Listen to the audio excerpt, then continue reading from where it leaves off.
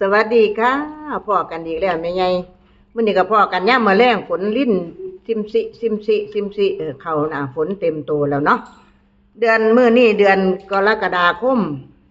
วันที่1ผู้ใดถือเลขบ่เนาะ หรือว่าถือหวยกินขึ้นแม่ใหญ่สังเวียนพอแห้งแล้วสร้างหัวมันต่อกันเสี่ยงโชคเสี่ยงดวงเนาะแล้วแต่ผู้ใดมีดวงก็ได้บ่มีก็บ่ได้ซะแล้วมื้อนี้มีก่อนร้องก่อนรำมาตอนมาฝากเพราะว่ามันเข้าหน้าฝนเฮ็ดหน้าก่อนนี้ก็ชื่อว่าอย่าลืมบุญคุณแม่โพธิ์ศพหรือว่าอย่าลืมบุญคุณเขาเนาะพี่น้องฟังเอาม่วนๆก็แล้วกัน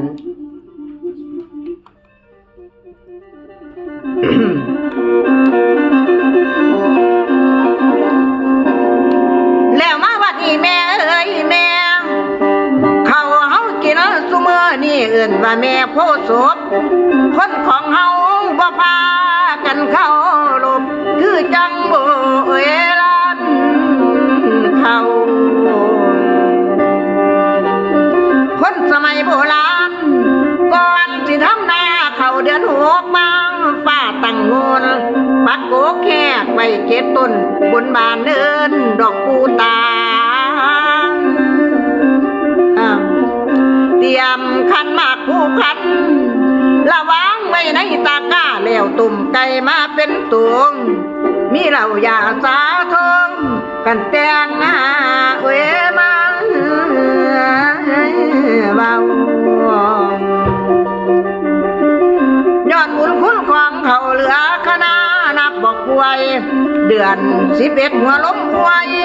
แม่โพธิ์ศพตั้งทองตาเว้นสายใบยาง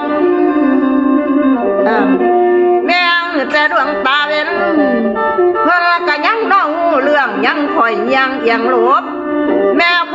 ธิ์ศพมีคันหน่วยตะวันยังคอยสังเวียนนั่นเคยเห็นนะแต่เขาเป็นเด็กน้อยคือคำโบราณเก่าแม่แต่ดวงตาเวลายังเข้าลบต้นเขายามมีทองดอกแก่มา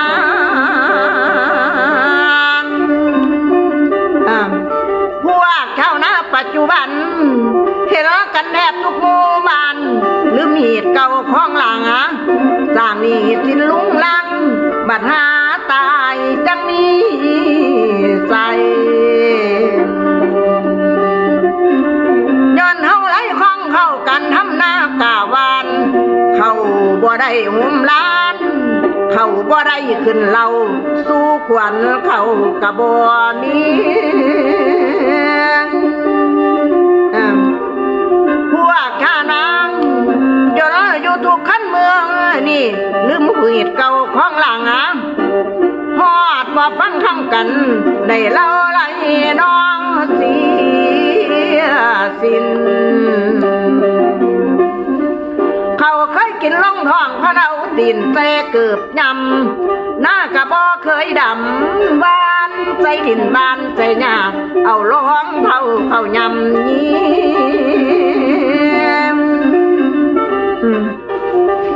พวกเจ้านาง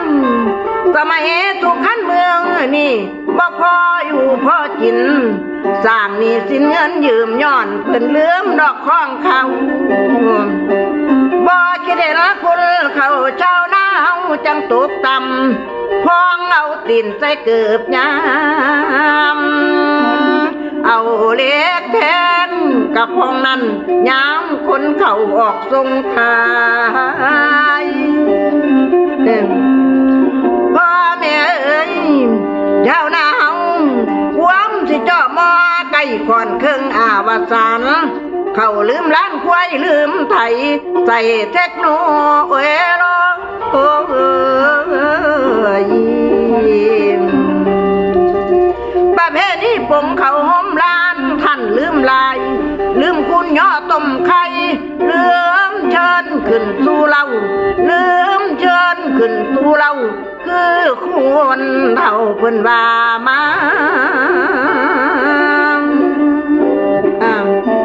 แม่พ่อศพ มีบุญคุณล้นป้าเลี้ยงขีดหมู่ประชากรควรพางกันสังวรคณินตองเวของเขาแล้วอย่าลืมคุณนอของเขายาวตีนใส่เหยียบยำยานลายเด้งยานมีบาปเป็นกรรมยานมีบาปเป็นกรรมจำเอาดังขันหมู่เจ้าบุญคุณเขา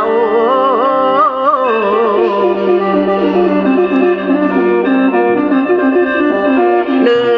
อนขนางบุญคุณเขา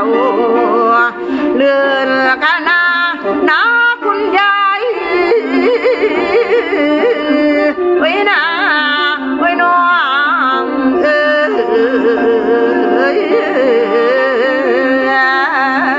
ลันนา